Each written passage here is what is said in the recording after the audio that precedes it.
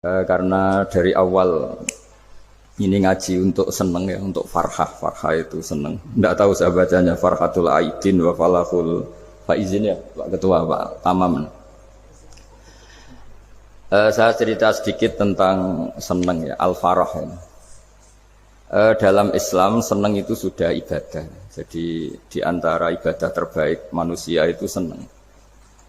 Jadi kalau analoginya kita dikasih rumah teman atau mertua atau guru atau siapa saja, hal paling menjengkelkan itu ya sudah dapat gratisan gerutu itu gremeng. Nah ini kita sudah pakai buminya Allah itu gratis, pakai airnya ya gratis, pakai oksigen ya gratis, kok masih gerutu, itu sudah jadi hamba yang nggak bener itu. Jadi bayangkan kalau kita pakai oksigen bayar, pakai buminya bayar, pakai airnya bayar semua, kayaknya kita tidak mampu membayar, dan kita sama Allah hanya disuruh ikrar, disuruh sujud. Pentingnya ilmu satu, bahwa itu akan menjadikan satu perilaku. Misalnya begini ya, dulu itu kiai-kiai Jawa zaman dulu itu berpatokan, karena dulu pemerintahan Hindia Belanda, seorang lagi masih pemerintahan Hindia Belanda, itu dalil yang sering diutarakan itu sebaik-baiknya umara itu yang datang ke ulama, terus sejelek-jeleknya ulama itu yang datang ke umara. Tapi semenjak pemerintahan Indonesia dan kemudian ditandai beberapa tokoh kayak Gus Wahid putra Kiai Hasyim jadi Menteri Agama, ada Gus Wahid putra Kiai Wahab juga jadi Menteri Agama, ada Kiai Fatur Rahman keluarga Mbah Maimun, keluarga Sarang juga pernah jadi Menteri Agama. Kemudian bersamaan dengan itu dibangunlah satu pegangan ilmu. Pegangan ilmu ini penting karena ini yang mengilhami semua orang Islam, terutama ya utamanya ulamanya. Ada seorang ustadz, seorang guru ngaji yang karena melihat rata-rata penguasa itu zalim ya, datang ke Harun ar-Rasyid. Ini perlu disemak, datang ke Khalifatullah atau Amirul Mukminin Harun ar-Rasyid. Karena beliau seorang raja, tentu terduga lah, atau ya umumnya atau gimana lah istilahnya, itu ya rata-rata ya agak seenaknya, namanya raja, namanya penguasa. Ini dalam pikiran ustadz itu, tidak mesti dalam fakta. Kemudian si ustadz itu matur, ya Amirul Mukminin, inni nasihun lak famusyaddidun alaika fala tajidanna fi nafsika syai'an. Saya ini mau nasihati Anda, kemudian saya cara nasihati itu keras. Tolong jangan dimasukkan hati. Dia bilang famusyaddidun alaika. Saya nanti kalau nasihati itu keras sekali. Tolong dimaklumi karena ini penting, karena Anda harus dinasihati secara keras. Tapi sebelum nasihat itu diutarakan, kata Harun ar-Rasyid, karena beliau Bani Abbas dan beliau orang alim, termasuk muridnya Imam Malik. Kata Harun ar-Rasyid, uskut, kamu diam Ustaz. Inna Allaha ta'ala arsala man huwa khairun minka ila man huwa syarrun minni. Wa ma'adzalika yaqulu Allahu ta'ala faqula lahu qawlan layyinan la'allahu yatadzakkaru aw yakhsha.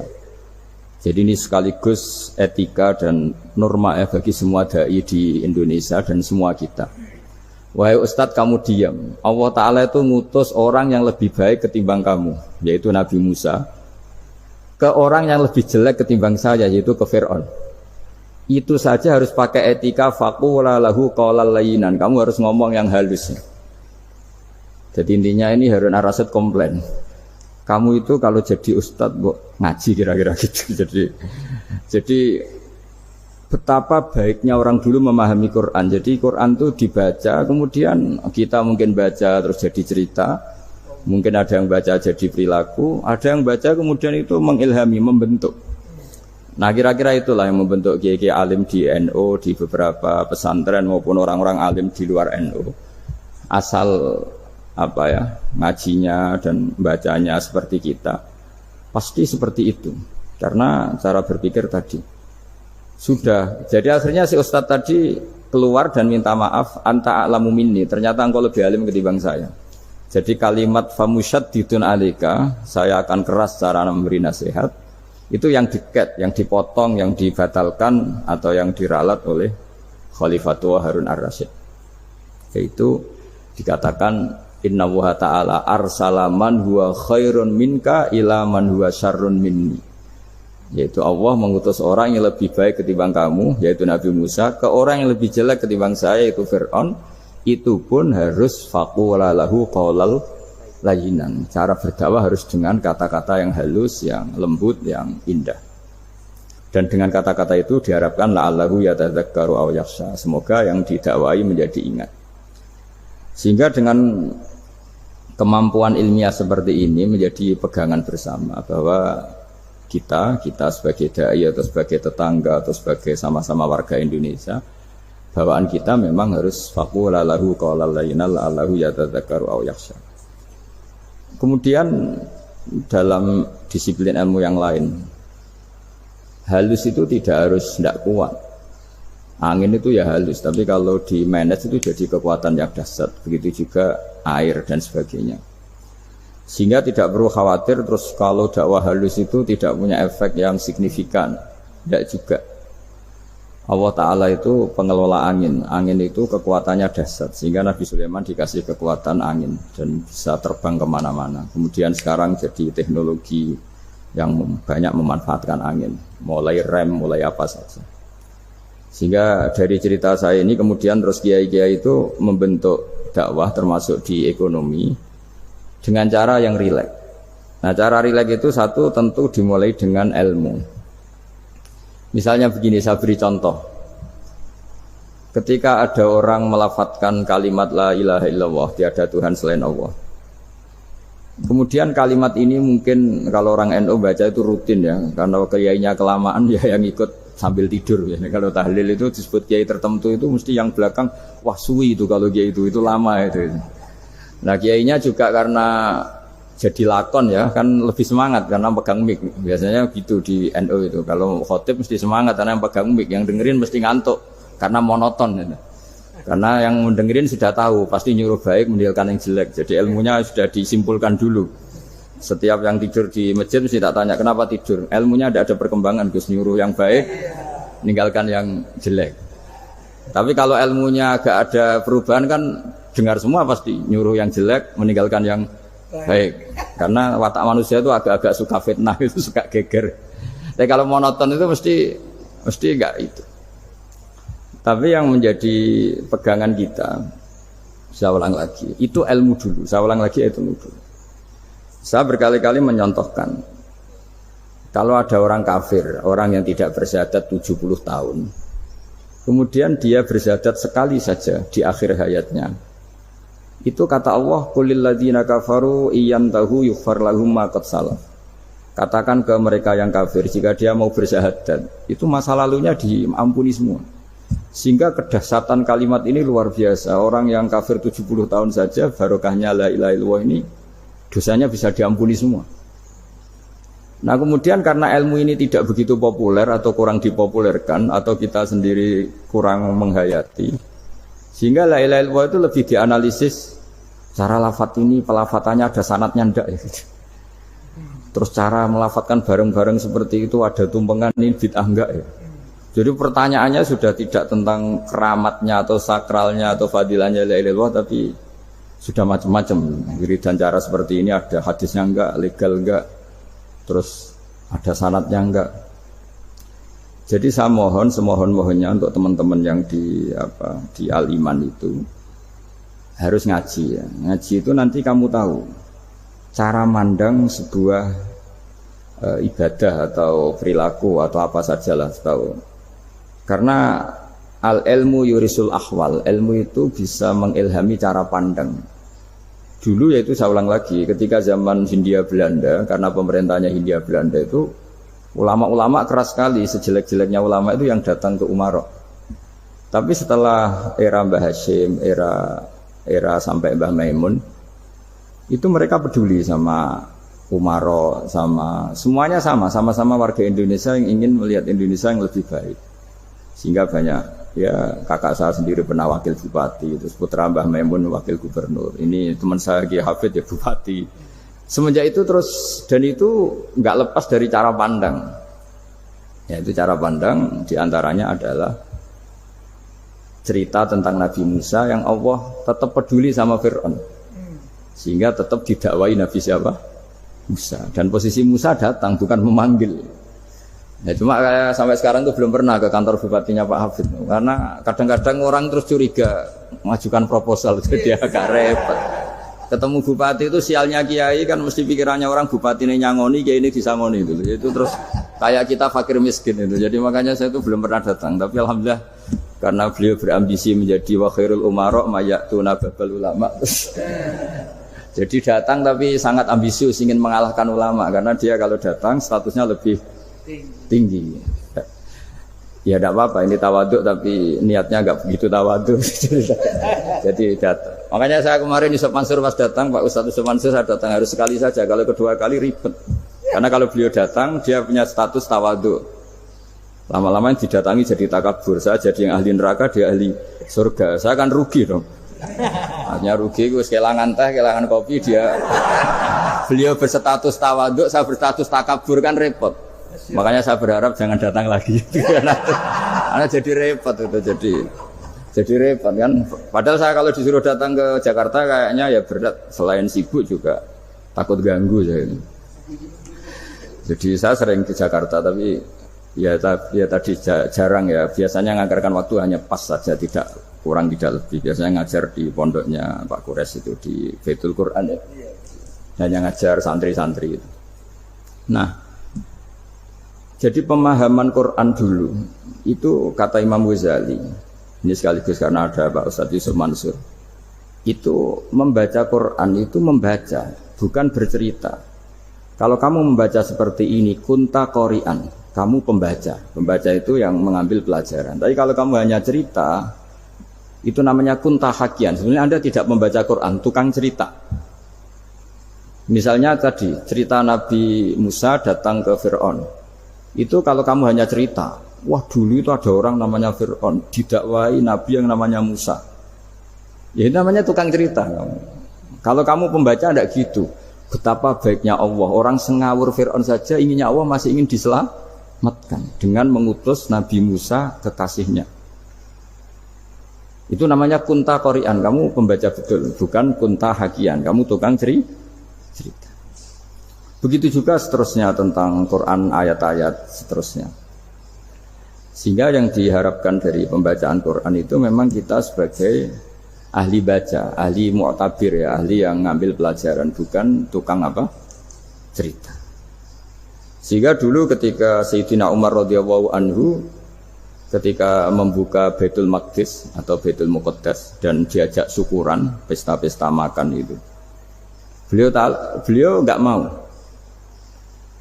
Ketika ditanya kenapa engkau enggak mau, alasannya itu langsung beliau baca Quran. Jadi saya punya sekian contoh. Saya ulang lagi, saya punya sekian contoh. Orang-orang dulu dengan Quran itu menyatu, bukan sekedar dihafal tapi menyatu. Sehingga bawaannya itu sudah Qurani, sudah Qurani. Saya beri contoh pertama Rasulullah SAW, nanti Umar kedua. Rasulullah itu pernah enggak makan sampai 3 hari. Terus ditanya oleh sahabat, lalu kekuatan engkau bisa hidup apa? Terus menghentikan al-aswadani, maksudnya itu tamar dan air, hanya makan kurma dan air. Tapi beliau tidak ketemu roti atau tidak ketemu nasi lah kalau orang Indonesia. Ketika hari ketiga dikasih makan oleh sahabat, dipotongkan kambing, kemudian baru makan 3 lukmah, kira-kira ya 3 asupan nasi, berhenti. Padahal sahabat yang lapar sama dengan Rasulullah itu membayangkan Nabi itu sampai kenyang, sampai apa. Tapi ketika ditanya, seperti ini pun nanti ada hisabnya. Walatus alunna yauma idzin anin naim.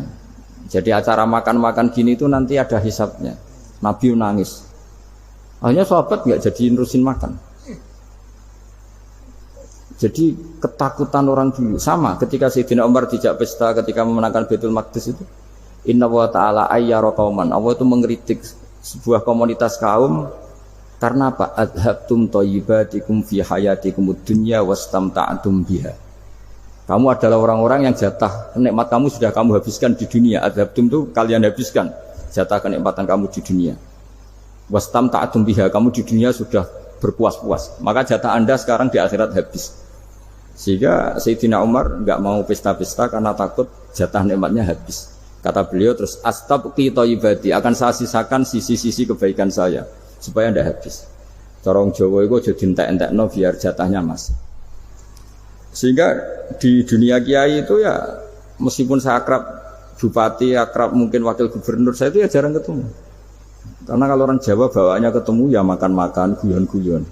Nak keterusan ras demen buswarga. Makanya saya pastikan Pak Yusuf Mansur ke sini tidak akan saya jamin, biar aja, biar jatahnya masih. Jadi ini bukan karena saya bakhil, biar jatahnya masih. Mendit menyelamatkan. Ya, jadi itu ilmunya kiai. Nah, efek dari ilmu ini dahsyat. Kalau Anda berpikir tentang nasib Anda di akhirat, nanti bawaannya juga tidak akan mudah menyalahkan orang lain, tidak akan menghakimi orang lain karena sibuk dengan dirinya sendiri, tapi tidak dengan makna egois, tapi makna orang baik itu siapa? Orang yang sibuk dengan aib pada dirinya, dengan kekurangan pada dirinya, saking sibuknya mikir aibnya sendiri, tidak sempat mengoreksi aibnya orang lain. Itu awal ilmu. Ilmu itu tidak dimulai dari larangan. Kalau larangan karuan, tidak termasuk ahli surga orang yang suka mengadu domba, tidak termasuk orang baik yang cari kesalahan orang lain. Itu namanya pelarangan. Tapi ilmu itu di atas nahi, di atas pelarangan itu. Kamu punya kesadaran bahwa kamu itu yang penting selamat dulu, jangan memikirkan orang lain. Dengan makna bukan egois, tapi dengan makna supaya tidak menyalahkan orang lain. Nah, saya termasuk ya boleh dikatakan kiai lah, yang paling fanatik bahwa semuanya itu harus dimulai dari ilmu. Ya saya ulang lagi, dimulai dari ilmu.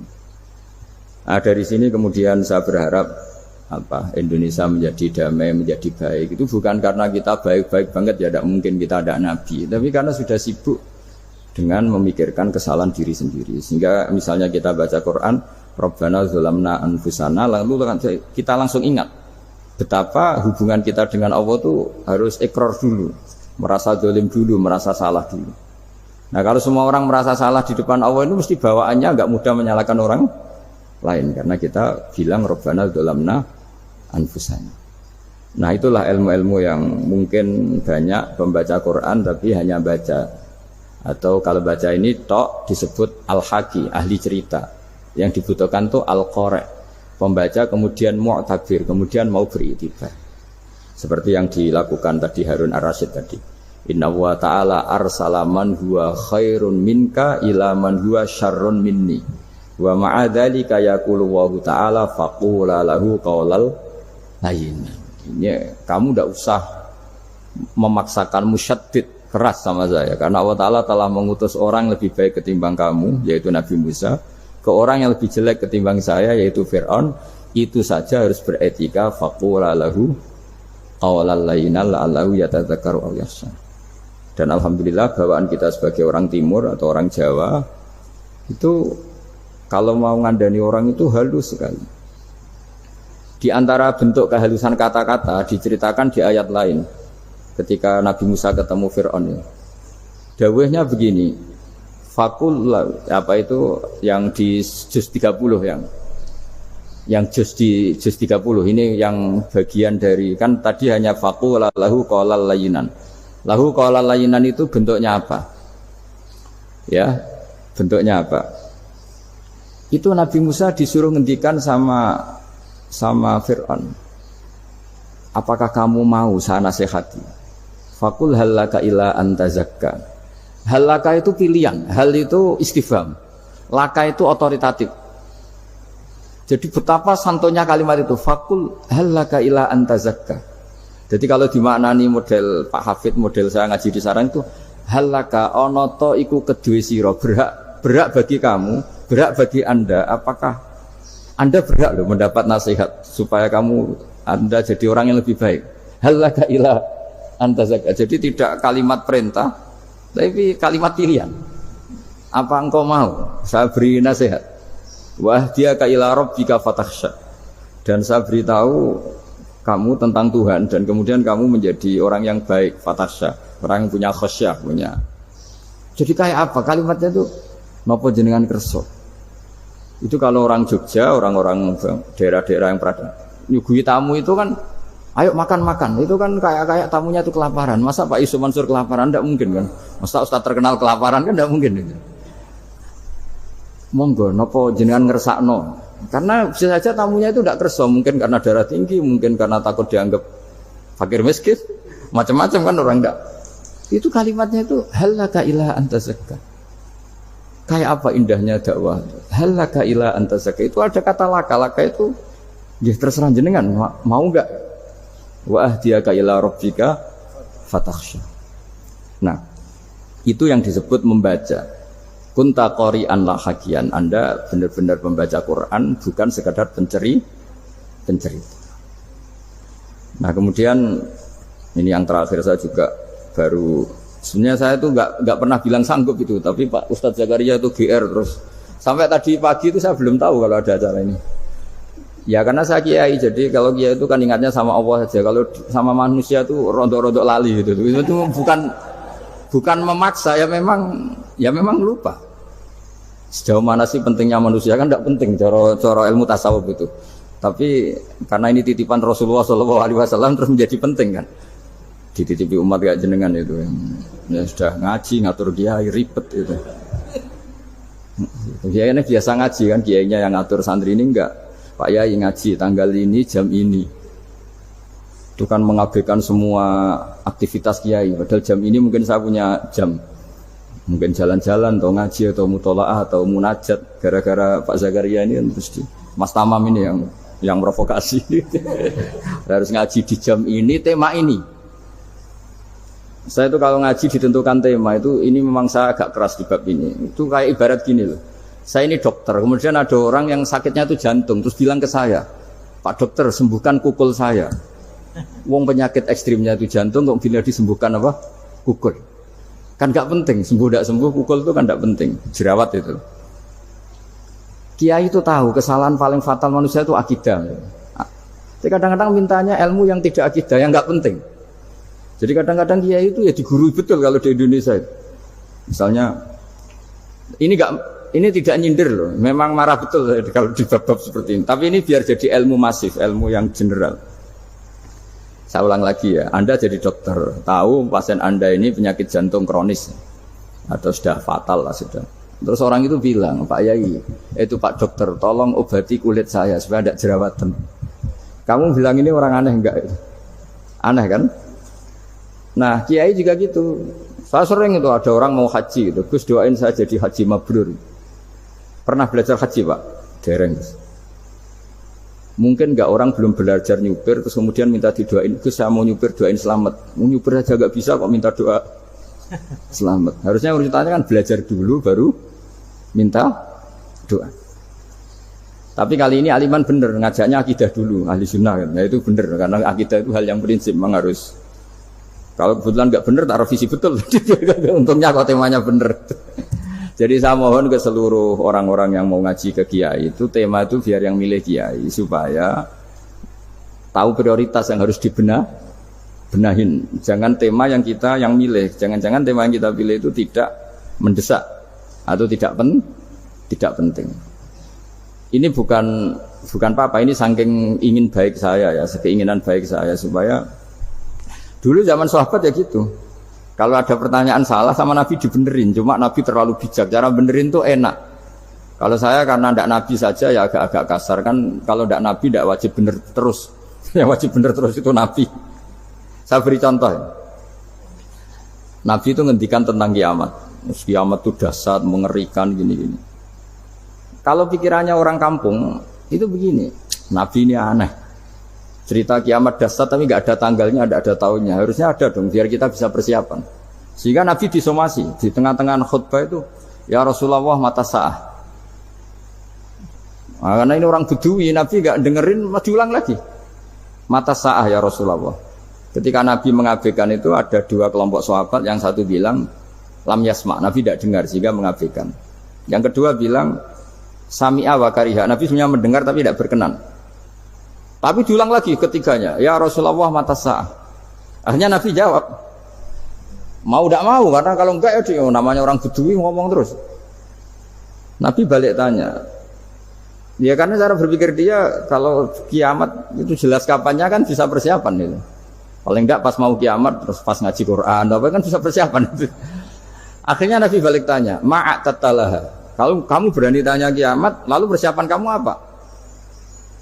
Ya terus orang itu bilang masyhur tuh, ma'atatulaha kabira sholatin wala siyamin wala kada wa kada walakinni uhibbuka. Saya sebenarnya tidak punya persiapan ya Rasulullah, cuma persiapan banyak puasa ya enggak, banyak sholat enggak, tapi saya mencintai engkau. Terus masyhur itu jadi hadis paling legenda, almar'u ma'aman ahabba, sebagian disebut anta ma'aman ahbabta. Ini kata semua sahabat yang di masjid.